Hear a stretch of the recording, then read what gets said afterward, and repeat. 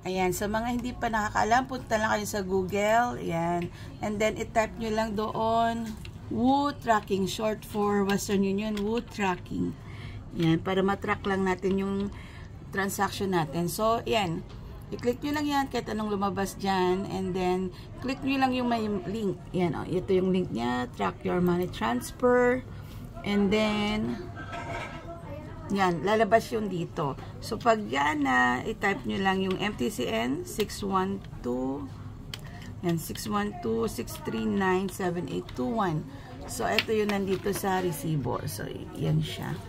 Make it sure na tama yung MTCN. And then, press continue. And then, Viola. Ayan. So, dito malalaman natin kung ano na yung status ng pinadala natin.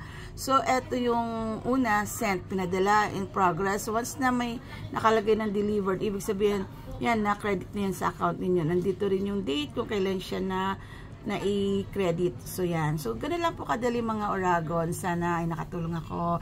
Maraming salamat sa inyo. Bye!